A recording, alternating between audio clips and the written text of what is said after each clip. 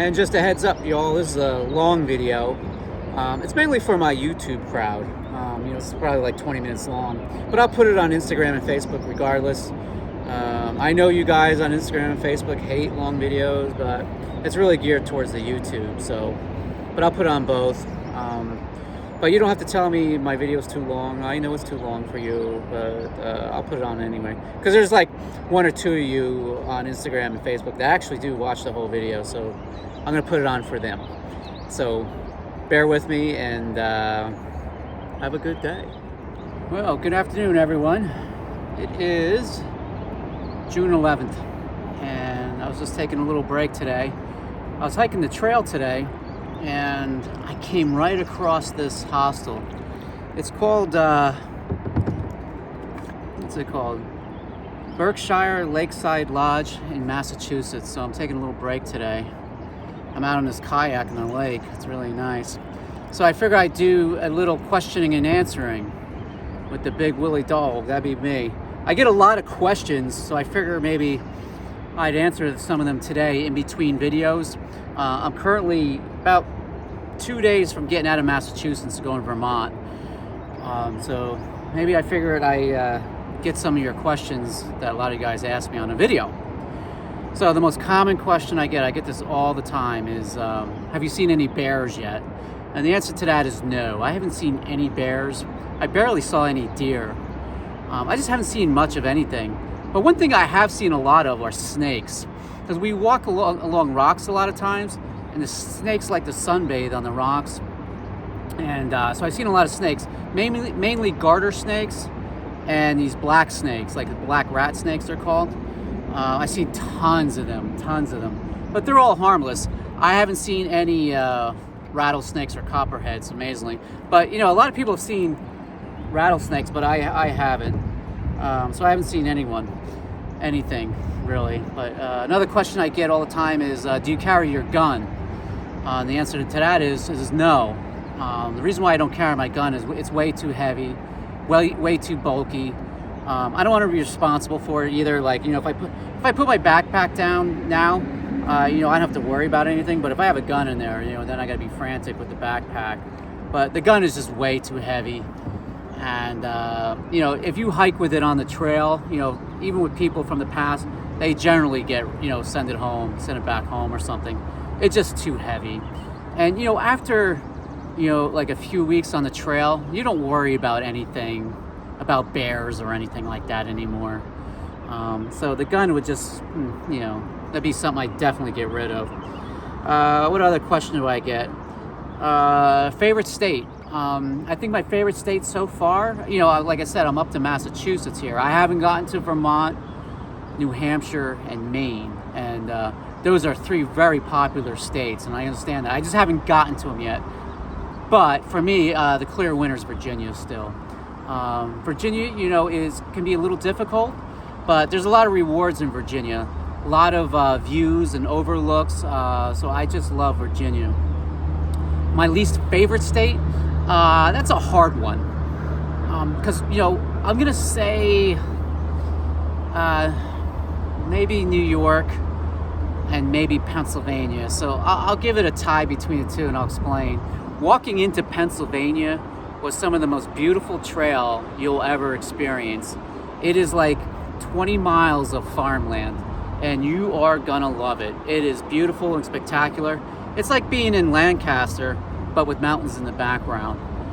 But after that, it almost gives you a false sense of security, like it lures you in, and then you hit Duncannon, Pennsylvania, and it just turns to holy hell rocks for like 100 miles or so. And those rocks, they're little sharp rocks, and you got to walk on top of them. And a lot of people get hurt on them. You got to be very careful, and it slows you down a lot. So I didn't like that. Pennsylvania was like my first breakdown mentally. And I didn't like New York State either. Because like I said in my prior videos, a lot of my old injuries re-emerged going down the mountain hills of New York State. It was just steep, and I don't know, I just didn't think it was necessary. Let's see, what else questions do I get? How do you guys sleep on the trail? Well, there's two ways. We carry a tent, and we sleep at what they call on the trail shelters, but most people know them as lean-tos, 3-sided lean-tos. So they're spaced apart about like every 9, 8, 10, 12 miles, something like that. The lean-tos are good, so you don't have to take out your tent, because whenever you take out your tent a lot, even if it doesn't rain, it gets that condensation from the night, and then you're busying yourself trying to dry it off the next day. It's such a pain in the ass. But it's a lot more comfortable than being in the lean-to shelter, as we call it. They can get quite crowded, the shelter and the campgrounds. Like last night, I went to a campground, and it's like, you know, the weather's nice out now, so you got all these weekend hikers and flip-floppers, so they're quite crowded. And, you know, the guy next to me, you know, like we were kind of tight in, but the guy next to me was like snoring and farting all night long. And it was just so annoying, but yeah, just so annoying. What do you like better? You know, I mean, because I did start in February. Winter or what it is now, summer. You know, they both have pros and cons, but I gotta say overall, probably, and it's hard to say this because I couldn't stand it, you know, in February, March, but I have to say winter's probably a little bit better, because the heat of June, it's absolutely physically saps me, and you got to drink a lot more water. And in Massachusetts and New York, there's kind of been a drought. There's no rain, so the stress of finding water it kind of takes away from the trail experience. You're always worried about getting water, but you know, at the winter time, you know, that's like pain. You know, that cold air, and you know, you do sweat in the winter too. And when you sweat, say like on your back, because the backpack rides in there, and maybe you lift your back up and there's a space and that cold air hits it, ooh baby, you know, that's cold. But I don't know, I think I seem to do more miles when it's colder out than when it's really hot out. The hot just saps me. Man, does it sap me. It's so difficult. Yeah, so that's another question I get. How do you get food? Well, the Appalachian Trail is quite a popular place now, and businessmen have picked up on it. So, like, you know, every 3 or 4 days we come across a town that's pretty close to the trail.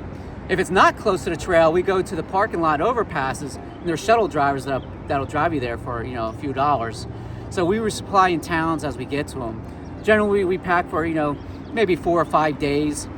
And that's when your backpack's the heaviest, though. It's so heavy, you know, walking out of town. Sometimes we stay in town. We'll take what we call a zero, which means a zero means no miles. Those are always beautiful. You know, my friend Pat can tell me I live for town life as opposed to trail life. But that's how we resupply. What are questions we get? Here's a real common one. I get this a lot. Why are you always in the same clothes? Like this. There's a reason for that. So in my backpack and hiking the Appalachian Trail, you only have 2 sets of clothes. Clothes you hike in and clothes you camp in, you sleep in, your sleeping clothes. You never mix the two, no matter what.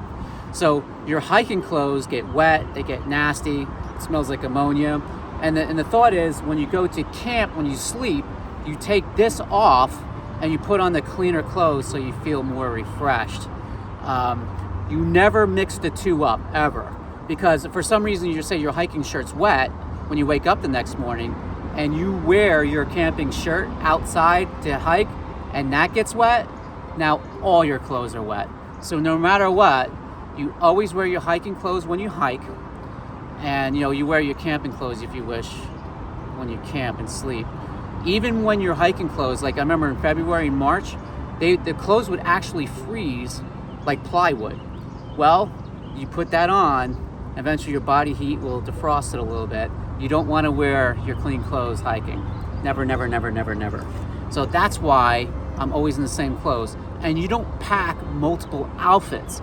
You pack multiple outfits, you add weight to your backpack, you add more weight to your feet, etc., etc. You want to be as comfortable as possible. Hiking is the priority, not the fashion. So you want to be as light as possible. What other questions do I get a lot? Oh, how heavy is your pack? You know, I answered this maybe in the prior video. Generally speaking, when I'm fully loaded and I leave town, I'm about 29, 30 pounds. That's with food and water. The heaviest thing in our backpack when hiking is food and water. Matter of fact, the water is about 4.4 pounds when we have both bottles filled. So that's the heaviest thing. The second heaviest object that I carry is the battery bank to charge my cell phone and other things like headlamps and stuff like that. That weighs a pound, but you got to have it. So that's another common thing that adds weight. Let's see what other questions I got. I wrote some of them down. Let's see. Trail family. Trail family fluctuates. Now, I've had Pat Townsend as my trail family for about 1,100 miles. Now, you've seen my videos. I lost him for now. I hit a mental wall, and I just had to get off trail. You know what I mean? And, you know, he continued, of course. Everyone hikes their own hike. But with that, you know, Pat became a very strong hiker over the past couple months.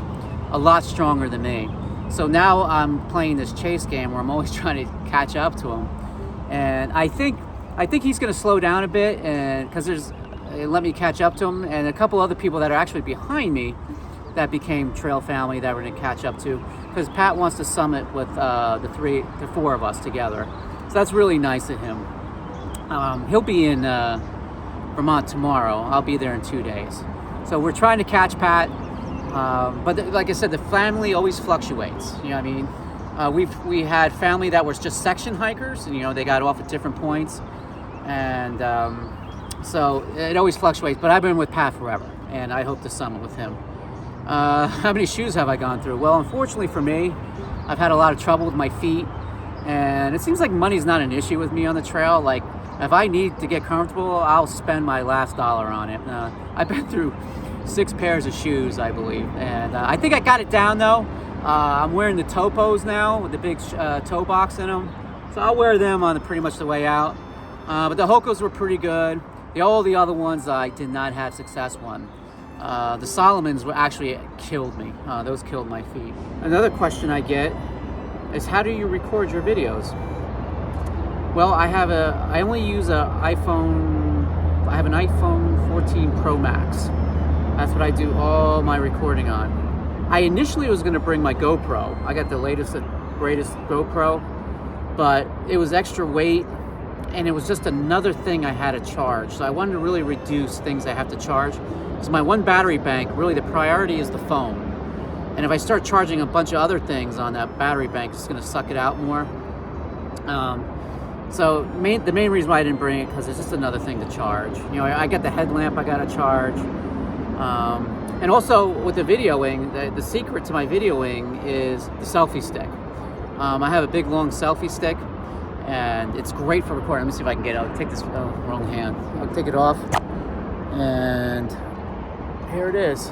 I use my Selfie Stick, and this thing goes way out, like 4 feet. I can extend it, so that's how I get the shots like this, you know. And so the Selfie Stick and the iPhone 14 Pro Max, that's what I use to record with.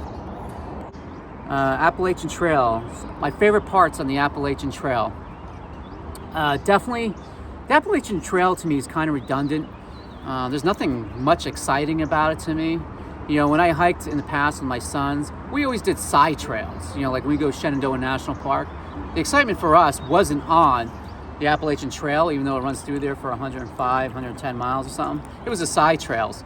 But a couple of highlights on the Appalachian Trail. Certainly my first one was the Roan Highlands in, I don't know, it was North Carolina, Tennessee, because it rides the border. But me and Pat hit the Roan Highlands during a winter storm, and it was just magnificent. It was the first time I'm like, wow, you know, the Roan Highlands were amazing. And then going up further north, we hit another winter storm, and another amazing scenery, me and Pat, was Grayson Highlands, Virginia. Just spectacular. It was like heavenly.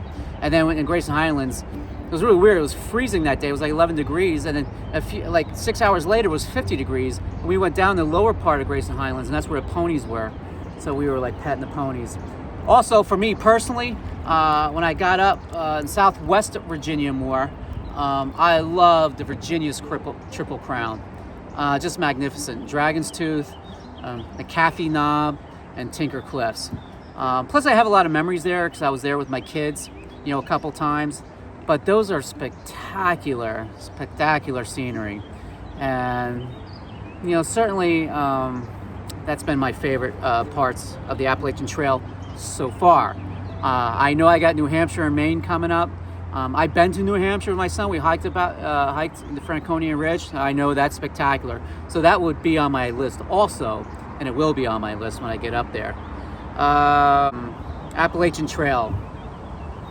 How difficult is it? Well, it depends who you ask. For me, it's like, so far, if I complete the Appalachian Trail, it would be the single hardest thing I've ever done individually, because I'm not a hiker. I'm not in great shape. I just retired. I was a barroom guy. I drink. I ride motorcycles. But I knew I had to do something different with my life, and I thought the Appalachian Trail, I was always interested in it. I was watching a lot of people on YouTube, following them. I was like, you know what? I'm going to give it a shot. And here I am almost 1,600 miles later, and about 650 miles to go. But it is really, to me, it's very, very difficult. A lot of people on YouTube say, oh, it gets easier, when you get your trail legs and you get in shape. You're going to get in shape, you know what I mean? Because certainly it is very hard in the beginning, in Georgia and stuff. But for me, I never got any trail legs, I don't think, and it just never gets any easier. It gets harder. So you get in more shape, it seems. Well, for me, because I lost 30 pounds. I mean, I was due to lose 15 pounds of beer belly. That was going to go. I got it. But I also lost another 15 pounds where I kind of need it, But the Appalachian Trail just ravages your body. From the knees down, my body's gone. Like, I got nothing left from the knees down. And it's so hard. It's so rocky. And the Appalachian Trail always seems to go for the high ground. So it will go up, and you're like, oh, I finally summited. No, you didn't, because there's higher ground over here. And then the Appalachian Trail turn left and go up towards that. And that's my observation with the Appalachian Trail. I don't know why, I bitch and cry about it. Like, can't they just bring the trail to go down into a town or something? But I don't know, Someone told me, well, when they designed the trail, it's easier just to run it to the top. And I thought, well, maybe they just made it that way to make it tougher. Like, because, these are guys that designed the trail and hiked it. They probably wanted to make it harder, everyone. But Appalachian Trail is very, very hard. Physically, everyone's beaten, down on it. Mentally is where your game is going to come in. Are you going to let the mental part of it drive you off the trail because of your knee? Well, everyone's knees hurt. Everyone's going to get plantar fasciitis in the beginning, certainly in the beginning. You're all going to get it. You have to walk it out. You will walk it out. Now, don't get me wrong, disclaimer here, there are legitimate injuries that will get you off the trail. Legitimate injuries. But for the minor ones, like, oh, my knee's sore, I got the plantar fasciitis, you just got to walk through it. If you want to complete the trail, that's what you have to do. So you have to override that urge, that excuse to get off the trail. It's hard. I totally get it, and the trail's not for everyone. It's not for me, but somehow mentally I was able to overcome it so far and push on. So it's very, very difficult. You got to prepare yourself. Of course, if you're in shape, big plus. So don't have the attitude like I did. Well, I'll get on shape on the trail. That you're behind the 8 ball already. You're just going to cause more suffering for yourself. Get in shape. Get the backpack on, and remember, you just don't go uphill. Like a lot of people train, they go upstairs. Well, you got to have the backpack on and go down the stairs too, because really the hardest part, even for these triathlon athletes that are on the trail, these marathon runners, it's the going down. That's where a lot of people get hurt, is on the descents. And your leg muscles are not used to those descents. You're used to going upstairs, but not so much used to the descents. So get in shape. Do yourself a favor. Don't be like me. You'll just start off so much better. Is it crowded on the trail? Well, when I started in February, it wasn't too bad. But I can tell you now in June, it's really crowded. The campsites are crowded. And mainly the main hiking bubble starts in March and April 1st. I started in February, so I'm ahead of that bubble. But there's a flip-flop season that started in May from Harper's Ferry. I'm caught in that bubble. So you got people that start from Harper's Ferry and they go north to Maine, Katahdin, Mount Katahdin, Maine. And when they do that, they come back to Harper's Ferry and then they go south to Springer Mountain, Georgia. And it's a common hike, but so I'm caught in that flip-flop bubble, section hiker bubble. And now, of course, it's summertime. You have weekend warrior hikers. So we're all intermingled, and a lot of people on the trail, you know what I mean? And, you know, I mean, you meet a lot of nice people, though. You meet a lot of nice people, but sometimes it's just aggravating because they take up all the resources for us through hikers. Yeah, so not to cry about. I don't know if there's anything else. My favorite part of the trail, of course, is meeting people. You meet a lot of different people. We're all from all different walks of life. And, you know, politics is not talking out here. Out here, we're all one. So it doesn't matter what political background you are or where you're from, city, country. We're on the trail, we're all one. And we kind of all look out for each other, which is nice. So, yeah, you know, I would say it's been quite an experience. I mean, look at me, I'm out on this lake in Massachusetts. This is pretty nice. I gotta say, I would love to fish off this. You know, I don't have a Massachusetts license, but it looks like there'd be some bass in here.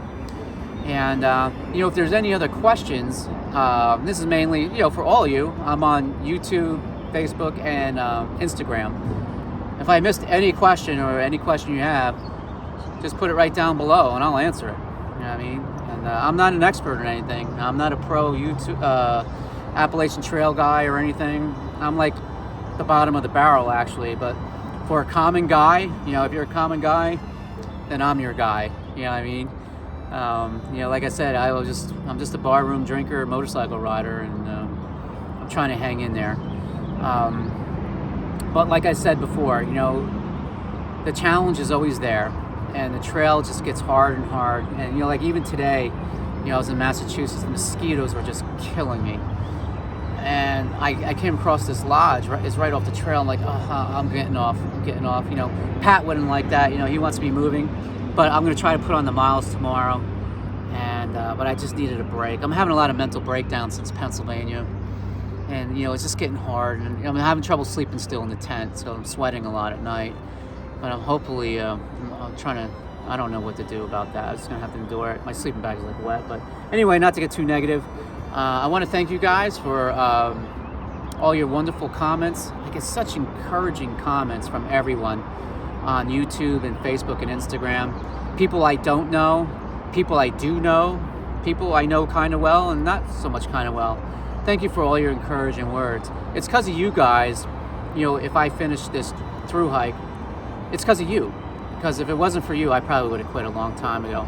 I feel like, you know, I don't want to let anyone down. You know, I want to complete this trail because everyone's rooting me on, they're cheering me on, and you know, even my sons. You know, I mean, like my sons brag about me, you know, at the gym and at their work that my dad's hiking the Appalachian Trail, and it just makes me so proud to hear that. You know, like it warms my heart. And I do it for them. I want them to be proud of me. You know, I want to do this for them and for you guys, but mainly for my boys. You know, I want to make them proud of me. And so anyway, this is just a video between states, and I just posted Connecticut, and I'll post Massachusetts after this video.